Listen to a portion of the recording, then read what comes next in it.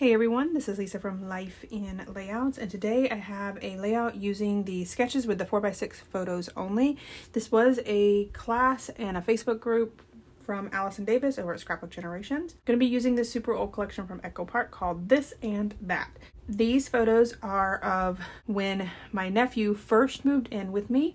I had to transform my guest room into a kid's room. That meant getting rid of the full-size bed in there and bringing in a bed that was more his style. We ended up getting what's called a captain's bed, and it has bookshelves that are like on the side of it. And then underneath the bed is kind of a hiding spot. When we purchased the bed, we asked them if we would be able to get to that section through the cabinets that were on the bed. We were told that we could, but we couldn't. But I went ahead and just used one of my mom's like mini saws and just sawed off the particle board that was there so that Eli could get into that area of his bed, and he loved it when he first moved in. I picked out this particular collection because the bedding itself, the dresser and the frame around the bed, is like this really dark mahogany color. But one of the things that I loved about the set was that the inside drawers were lined with like these old-timey newspapers. And I thought that that was really cool, and it went really well with this particular collection. So I am following a sketch, and it is paid content, so I can't share the sketch with you. Basically on the left-hand side, it calls for 2 4x6 photos, and it does call for them to be matted. And then on the right-hand side, it calls for the 3 portrait-size photos as well as the 4x6 landscape photo, and then a little card next to the 4x6 photo that's in landscape, and that is where your journaling is supposed to go. And then, of course, in true Scrapbook Generation style, a bunch of strips on either side of the photos. I really like this number paper over on the far right-hand side. I just left it as is. You could probably have fussy cut it around the pieces, but since the background paper is white and that paper was kind of a cream color, I was like, I'm just gonna leave it as is and just go with it.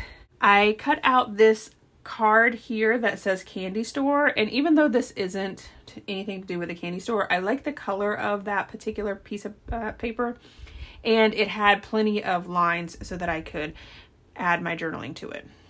Over on the far left hand side, I have a sticker that says practically perfect in every way, and I feel like this bed was definitely a perfect choice for Eli. I really wanted him to kind of feel at home and feel like this was like his home, and having a bed with new bedding and sheets and all of that fun stuff, I feel like really does help with making your room feel like it is yours. Over on the left hand side, I started that cluster with a globe, and I'm just really pulling pieces from my embellishment books to kind of just add to the clusters. I feel like it was one of those layouts that I couldn't get enough stuff in the clusters. I have one large element, which is that practically perfect in every way on the far left, the globe, and then at the top there is a little circle that says 50 cents.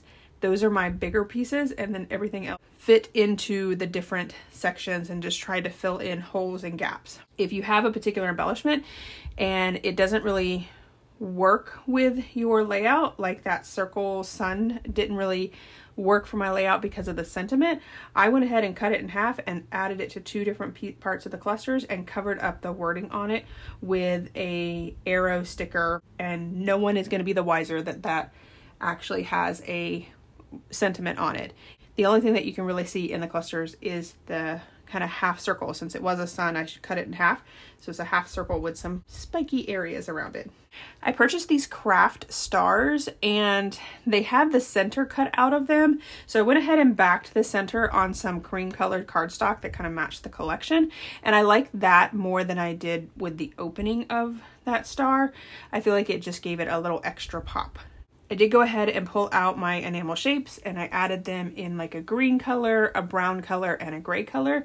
And then I also added some wood veneer stars, and I feel like I have a lot of texture on this with the wood veneer. I have the cork arrows, plus the chipboard pieces that are supposed to be like buttons, and then obviously the paper. It just seems like everything kind of fit well together, and I love the way that these clusters came out. My journaling for this one is pretty simple. I just said when Eli moved in, I wanted to make sure that his room was perfect. We looked online and found a few stores, but finally decided on this captain's bed from Rooms To Go. Eli loved the spot under the bed for him to hide, and I love the newspaper print in the drawers. All right, so here is my final layout as well as some close-ups. This one was super quick. I love when sketches bring layouts together so quickly. If you enjoyed this video, if you wouldn't mind giving me a thumbs up, I'd really appreciate it. If you haven't done so already and you want to see more double page layout inspiration, make sure you hit that subscribe button. Thanks everyone for watching, and I hope that you have a scrappy day.